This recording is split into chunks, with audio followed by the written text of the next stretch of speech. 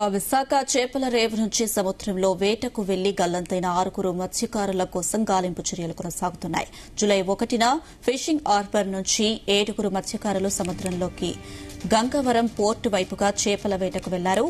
వేట ముగించుకుని శనివారం తిరిగి వస్తుండగా బోటు తిరగబడడంతో వాళ్లంతా సముద్రంలో చిక్కుకున్నారు. బోటు డ్రైవర్ కమ్ ఓనర్ కారి చిన్న ప్రాణాలతో బయటపడగా మిగిలిన వారి ఆచూకీ లభ్యం కాలేదు. వారి కోసం కోస్ట్ గార్డ్, మైరన్ పోలీసులు, నౌకాదళ సిబ్బంది ముమ్మరంగా గాలిస్తున్నారు. కారి చిన్న ఇచ్చిన సమాచారం ఆధారంగా గాలింపు చర్యలు చేపడుతున్నారు.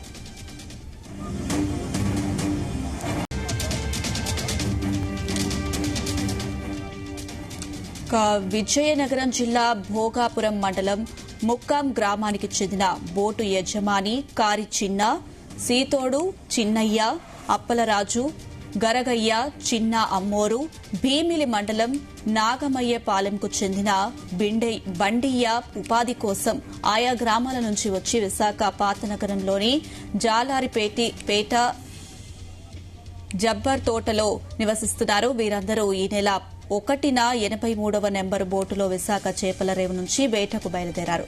తిరిగి వస్తుండగా చేపల రేవుకు 10 నాటికల్ మైళ్ల దూరంలో శనివారం మధ్యాహ్నం 2 గంటలకు ఎత్తైన అల బోటును బలంగా కొట్టడంతో తిరిగి పడిపోయింది.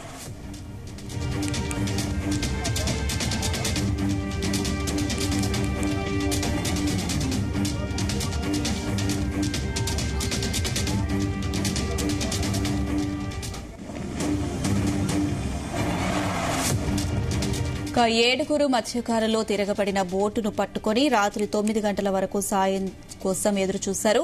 ఆధారంగా ఉన్న బోటు చివరికి మునిగిపోవడంతో ప్రాణాలు అరచేతిలో పెట్టుకుని ఈత కొడుతూ తేలియాడే ప్రయత్నం చేశారు.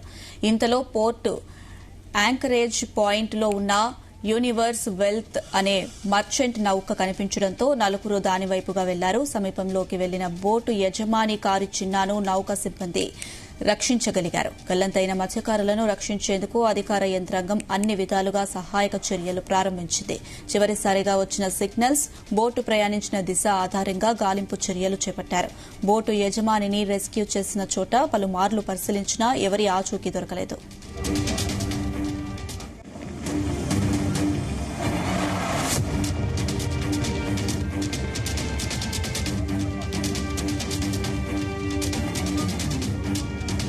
మరొక ఫిషింగ్ బోటు పోయిన నెల 22వ తారీఖున ప్రారంభమయ్యి ఇక్కడ స్టార్ట్ అయ్యి పూరికి తీర ప్రాంతంలో అది మెకానికల్ ఫెయిల్యూర్ వల్ల అక్కడ ఆగిపోవడం జరిగింది.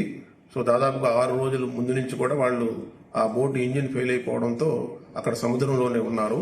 ఇప్పుడు వాతావరణ పరిస్థితులు కొంత ఇబ్బందికరంగా ఉండడం, అదేవిధంగా సైక్లోన్ వార్నింగ్ ఉండడం ద్వారా ఆ బోటులో ఉన్నటువంటి ఫిషర్మెన్ అందరూ కూడా ఇబ్బంది పడుతున్నారని చెప్పి నిన్నటి నుంచి వారిని రెస్క్యూ చేయడం కోసం కూడా అక్కడ ఉన్నటువంటి లోకల్ మెరైన్ పోలీస్ వారు, అదేవిధంగా కోస్ట్ గార్డు సంబంధించినటువంటి అధికారులు కూడా ప్రయత్నాలు చేస్తున్నారు.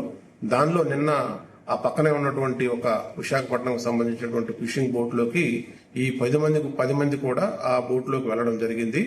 వారిని ఈ రోజు తీర ప్రాంతానికి తీసుకురావడం కోసం అని చెప్పి అక్కడ దగ్గరలో ఉన్నటువంటి కోస్ట్ గార్డ్ షిప్ వాళ్ళ దగ్గరికి వెళ్లడం జరిగింది. ఆ కోస్ట్ గార్డ్ షిప్ ఎస్కార్ట్ తో మన ఫిషర్మెన్ కి సంబంధించినటువంటి బోటు ఆ తీర ప్రాంతంలో ఉన్నటువంటి అష్టరంగ అనేటువంటి మెరైన్ పోలీస్ స్టేషన్ కి సంబంధించినటువంటి ఆ జెట్టి దగ్గరికి వెళ్లడానికి ప్రారంభమైంది.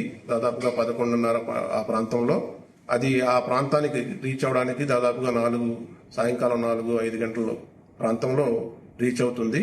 అక్కడ కనుక ఒకవేళ పరిస్థితి ఇబ్బందికరంగా ఉంటే ఆ పారాదీపు పోర్ట్లో ఉన్నటువంటి హార్బర్ దగ్గరికి అది చేరుకోవడం జరుగుతుంది. అక్కడి నుంచి ఆ బోట్ లో ఉన్నటువంటి 20 మంది ఫిషర్మెన్ ఉన్నారు. ఒరిజినల్ గా మెకానికల్ ఫెయిల్యూర్ అయినటువంటి బోట్ లో వాళ్ళు 10 మంది, ఇప్పుడు ఏదైతే రెస్క్యూ చేసిందో ఆ బోట్ లో ఉన్నటువంటి 10 మంది, 20 మంది కూడా ఫిషర్మెన్ ని సేఫ్ గా ఇక్కడికి తీసుకురావడానికి అన్ని రకాలైనటువంటి ప్రయత్నాలు చేయడం జరిగింది.